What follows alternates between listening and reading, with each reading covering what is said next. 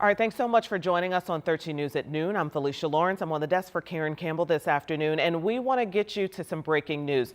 Just minutes ago, President Joe Biden took the stage to address the nation following the results of this year's presidential election. All of this coming after Vice President Kamala Harris spoke to supporters yesterday about losing to President-elect Donald Trump. So let's actually take a listen at what Biden had to say. I know for some people, it's a time for victory, to state the obvious. For others, it's a time of loss. Campaigns are contests of competing visions. The country chooses one or the other. We accept the choice the country made. I've said many times, you can't love your country only when you win. You can't love your neighbor only when you agree.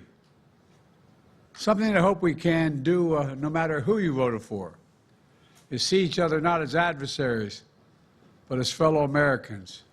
Bring down the temperature.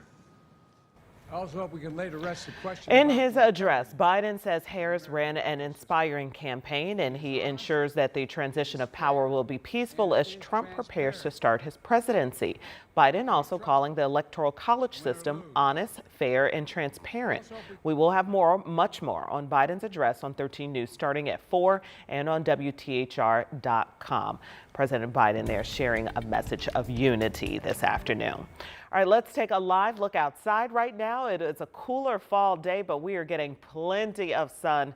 And we saw some showers earlier this week, but things pretty quiet right now. Yeah, we're settling things down. You can definitely feel it's a little chillier, as it should be. Here we are in November. We've been spoiled with the stretch run. We really have. It's been pretty remarkable here. And kind of an interesting day where, depending on where you live, you either have full sunshine or in some places, like I'm going to show you the camera here in Carmel, a little bit more cloud cover. But the overall theme in the coming 2 to 3 hours will be for this cloud cover, regardless of where you live, to slowly but surely diminish. And we'll finish the day with mostly sunny conditions north, south, east, west here. But as you can see on the visible satellite, there you go, a little bit more overcast there over Hamilton County and even into the northern side of Marion County. We'll expand visible satellite. Look at the sun-free or cloud-free conditions farther to the north here. Overall, though, if you like it a little more crisp, you're probably liking what's outside today. 52 in Richmond and Muncie, near 60 degrees in Shelbyville. When you compare this to 24 hours ago, temperatures 10 to about 15 degrees cooler here. In downtown at this hour, 56 northeast wind at 10 is the difference maker for today. And then we'll see decreasing clouds and cooler temperatures for the afternoon. We'll talk about some weekend rain chances coming up in a few minutes. All right, Sean, thank you so much. And just hours ago, we have learned the name of a 24-year-old man killed in the city's latest shooting near downtown. It happened just before midnight on East Washington Street near Southeastern Avenue. That's where police found Aaron Green dead in the back of a house. Our crews at the scene asked police if they have any leads on a suspect or a motive. What we've been able to establish is that this adult male and several individuals came over and they were visiting friends here. Some type of disturbance broke out and then there were shots fired. 13 News has reached out to IMPD for any updates. Once we learn more, we'll be sure to pass that info along. And this afternoon, we know that police have arrested a man after a 7-hour standoff with police on the city's east side. It started around 9:30 last night on South Gladstone Avenue near Sherman Drive in East Washington. Well, police responded to a home at the location after reports of a woman being held at gunpoint. When police got to the scene, they say a man barricaded himself inside the house. The man refused to come out. That's when police rushed in the home.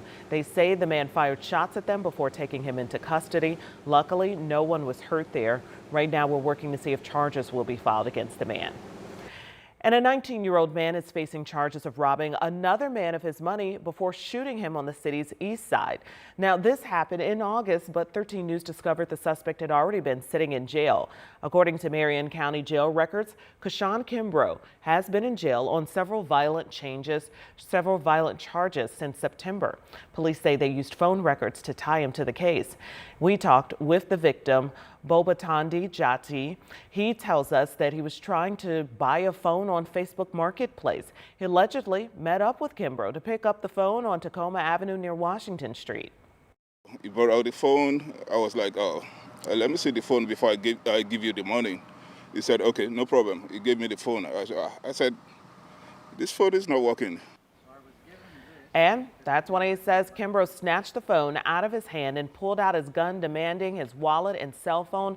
Then immediately he started shooting. He says the bullet grazed his back, but this all could have been a lot worse. When he got away, he immediately called police. And this afternoon, the youth group New Boy is helping one of their own deal with grief. The group is helping give support to the brother of 17-year-old Deshaun Gilbert. On Halloween night, a gunman shot and killed Gilbert on the city's far east side of Indianapolis.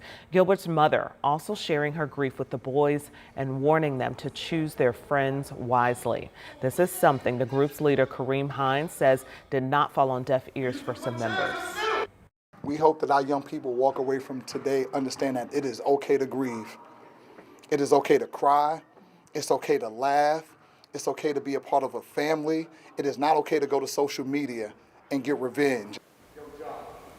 Hines says it helps when young people feel heard and empowered to use their voices. He also says it gives young people space to grieve properly.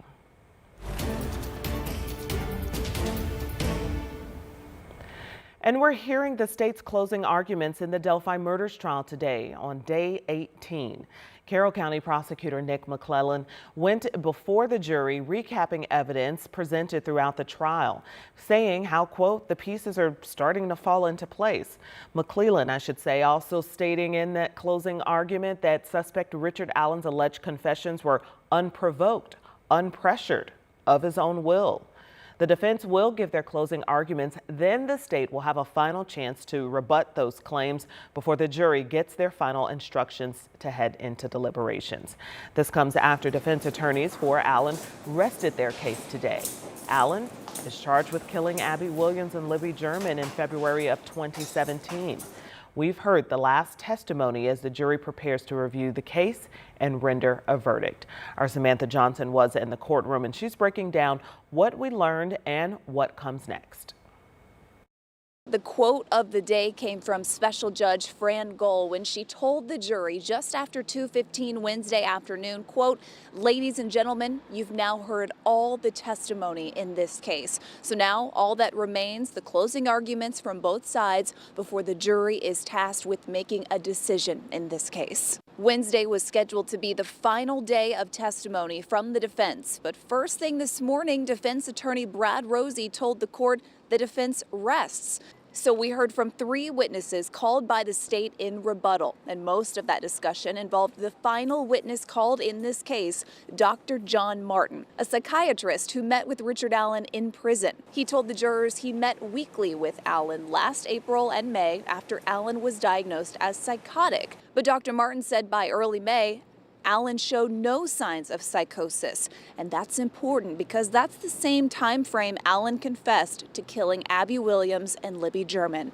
But in court Wednesday, the defense played a video of Richard Allen from June of last year receiving medical treatment inside the prison. He was restrained and seemed dazed, confused, emotionless, and was barely responding to the people around him. After that, Dr. Martin never really gave a good answer when asked if that video makes him reconsider his thoughts that Allen was not psychotic anymore.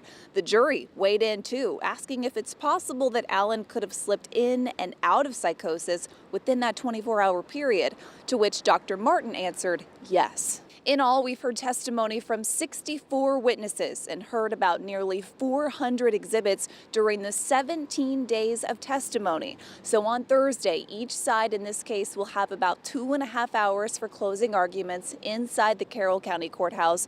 Bob Siegel, Emily Longnecker, and I will be here, and you can follow along with live updates throughout the day at WTHR.com/Delphi. In Carroll County, Samantha Johnson, 13 News. And Governor-elect Mike Braun is outlining his priorities after winning the state's highest office on election night. The former business owner wants to prioritize business. He says he wants to help fertilize small businesses as opposed to attracting big corporations. Braun also saying that he wants to focus on education, housing, and health care. It's the one that we have the worst results compared to most other states. If we get that correct, that will singly be better than what we've probably done collectively over many generations of past governors. The governor-elect tells us he wants to hit the ground running. In his first 90 days, he plans to tackle property taxes and look at state agencies for efficiencies and savings.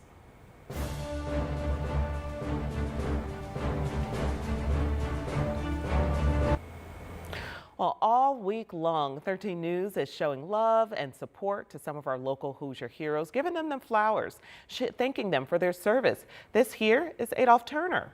He served in World War II over in Germany. Turner enlisted in 1940 and served for 4 years. So we thank Sergeant Turner and we thank all of our local veterans for their service.